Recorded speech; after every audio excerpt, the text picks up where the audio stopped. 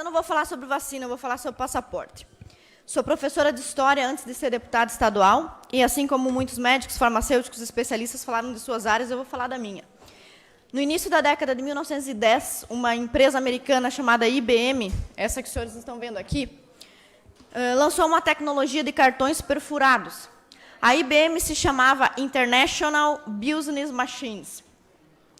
Essa empresa de cartões perfurados foi um grande avanço tecnológico.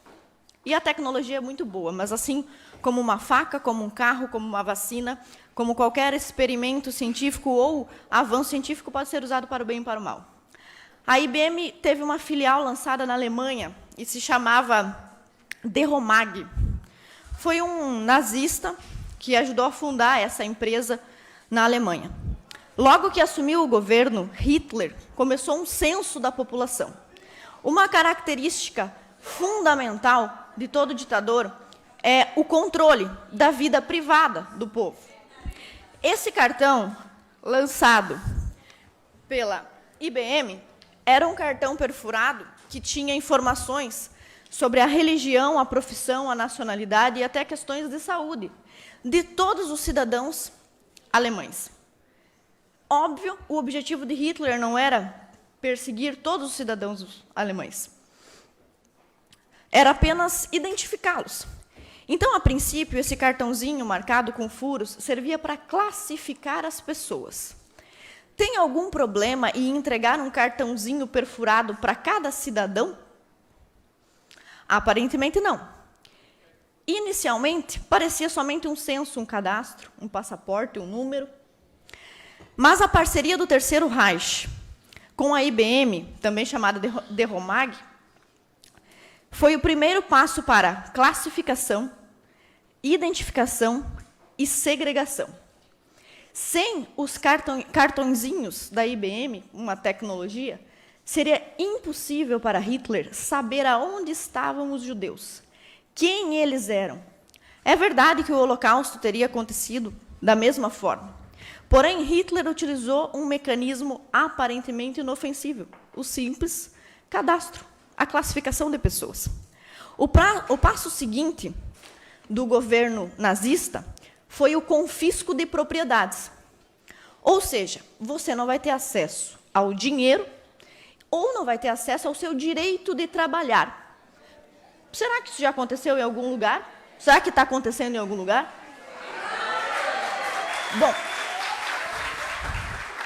no Canadá, recentemente, no dia 14 deste mês, foi anunciado pela ministra de Finanças que o governo canadense bloqueará as contas bancárias dos envolvidos em movimentos anti-vacina. Além disso, o médico que nos antecedeu aqui, o Dr. Mário Catô, inclusive citou, Novak foi deportado e impedido de disputar um campeonato. Qual é o trabalho do tenista Novak? Da onde ele tira o dinheiro dele?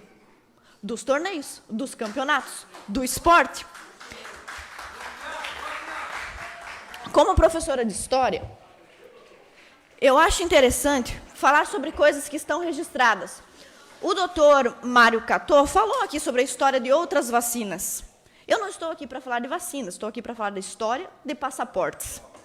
E este passaporte, que surgiu na Alemanha, com uma tecnologia aparentemente inofensiva, permitiu a seleção e a segregação.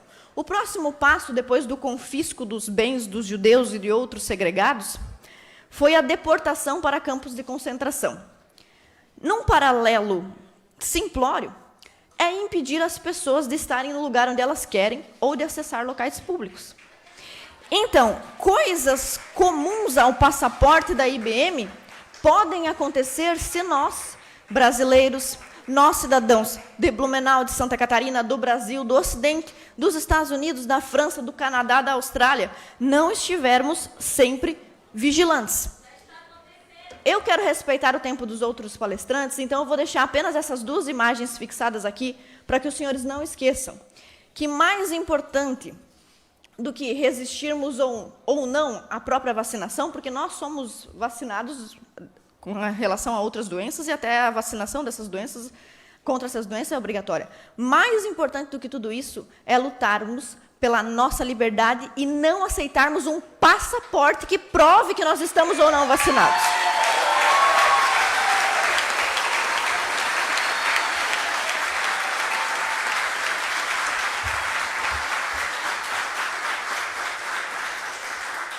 Por isso, nós apresentamos na Assembleia Legislativa um projeto único que reúne tanto a proibição da vacinação compulsória, quanto a cobrança de um passaporte vacinal. E esse deve ser o assunto principal. É fundamental falar de vacina, mas mais do que isso, ninguém pode nos cobrar um papelzinho dizendo quem somos para entrarmos ou não entrarmos em um lugar. Muito obrigada.